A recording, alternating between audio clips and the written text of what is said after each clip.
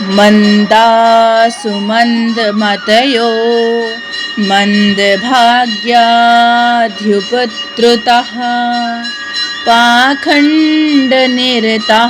संतो विरक्तः सपरिग्रह।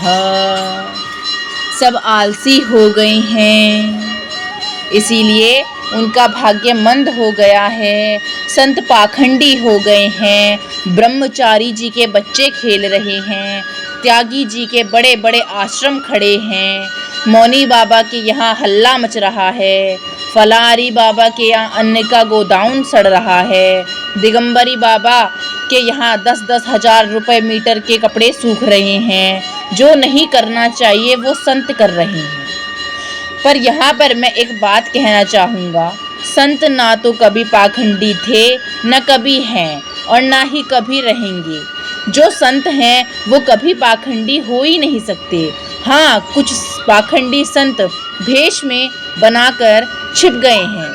ये सब देखकर मैंने विचार किया, चलो गृहस्थों के यहाँ चलते हैं। ऐसा कौन कह रहे हैं? नारद जी कह रहे हैं कि गृहस्थों के यहाँ आया तो यहाँ आकर देखा इनकी तो हस्ती ही गिर गई है।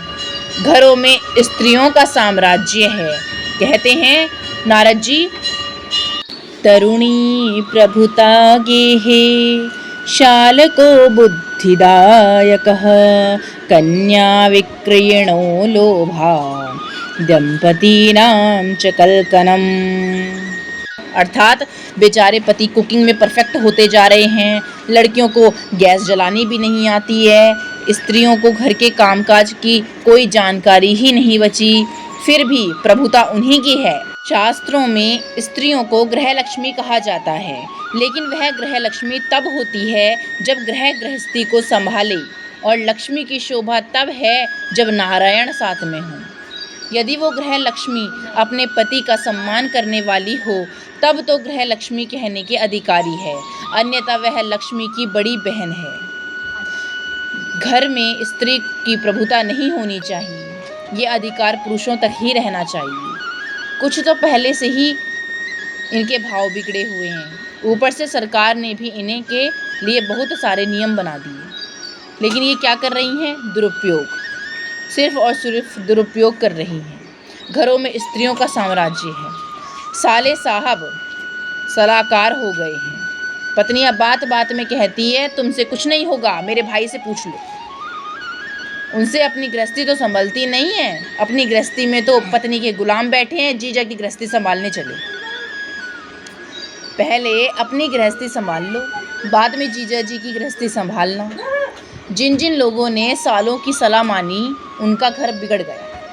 हमारे शास्त्रों में 3 ग्रंथ बड़े प्रचलित हैं, रामायण, भागवत और महाभारत, और इन तीनों में मामाओं ने ही काम बिगाड़ा। मामा मारीच, मामू कंस और मामा शकुनी। जब ये मामा आए तो इनके साले भी तो होंगे। यदि इन सालों की सलाह न मानी होती तो इन तीनों ग्रंथों का इतिहास कुछ अलग ही होता। ब्रज में एक कहावत है, दीवार बिगाड़े आरो और घर बिगाड़े सालो। यदि दीवार में अलमारी ज़्यादा बना ली जाएगी तो दीवार बिगड़ जाएगी। उसी प्रकार यदि घर की परिवार में साला आ जाए तो वह घर की दीवार को कमज़ोर कर देता है। अतः सालों को सलाह देनी नहीं चाहिए और ना ही जीजा जी को सालों की सलाह लेनी चाहिए। कलयुग में साले सलाहकार हो गए हैं। ये हम नहीं कह रहे जितनी बात, ये सब कौन कह रहे हैं? नारद जी कह रहे हैं कि लोभ में आकर कन्याओं का विग्रह कर रहे हैं, पति पत्नियों में झगड़ा हो रहा है। ये सब देखकर मैं पुनः संतों के आश्रमों में आया। यहाँ आकर देखा संतों के आश्रमों को और देवताओं के मंदिरों को यवनों ने नष्ट कर दिया है। कहते हैं, आश्रमा यवने रुद्धास तीर्थानि सरितस्तथा देवता यतनान्यत्र दोष्टेर्नष्टानि भूरिशः। अर्थात जो हमारे धर्म को मानने वाले नहीं है वो सभी विधर्मी हैं, यवन हैं। ऐसे यवनों से भाईचारा नहीं रखना चाहिए, अथवा ये भाई को ही चारा बनाकर खा जाते हैं।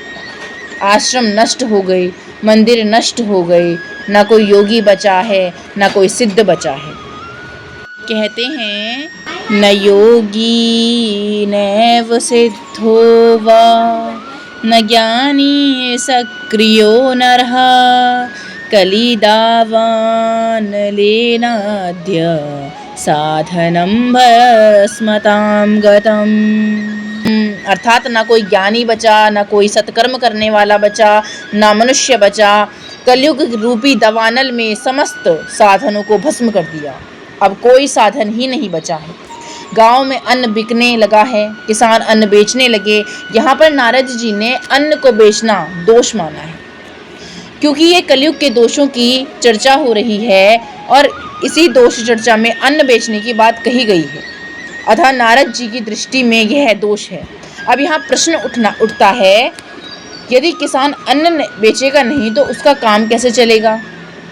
तो इसमें एक बात आती है कि वो कौन से अन्न की बात कर रहे हैं कि जो हम होटल में खाना खाते हैं वो वहाँ अन्न दिया जाता है। आप होटल, हमेशा हमारे भारतवर्ष में अन्न फ्री में दिया जाता था, पर क्या हुआ, होटलों पे लोग क्या कर रहे हैं, खाना बनाते हैं और बेचते हैं। तो नारद जी ने किसान को नहीं कहा कि अन्न मत बेचो, होटल वालों को कहा कि जो ये होटल खोले बैठे हैं, ये जो खाना बना रहे हैं, तो ये क्या कर रहे हैं, उसको बेच रहे हैं। जो खाना खाने के लिए आ रहा है उसको बेच रहे हैं वो खाना। कभी भी हमारे भारतवर्ष में खाना सबको फ्री में खिलाने की परंपरा रही है, पर होटल वाले क्या कर रहे हैं, उसे पका रहे हैं और फिर उसको बेच रहे हैं। तो ये चीज़ नारद जी की नज़रों में गलत है।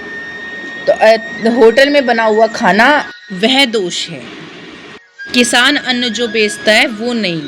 जो होटल में पका हुआ खाना जो बेचा जा रहा है वो दोष है। ब्राह्मण वेद बेचने लग गए हैं, कहते हैं नारद जी।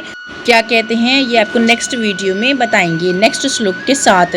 तब तक के लिए एक बार प्रेम से बोलेंगे राधे राधे, जय श्रीमन नारायण। आपको वीडियो अच्छी लगी है, अगर आपको श्रीमद् भागवत महापुराण के श्लोक अर्थ सहित मैं आपको बता रही हूँ वो आपको सुनना अच्छा लग रहा है, तो आप लाइक, कमेंट, शेयर, सब्सक्राइब कर सकते हैं रामानुज सलोनी नोडियाल को।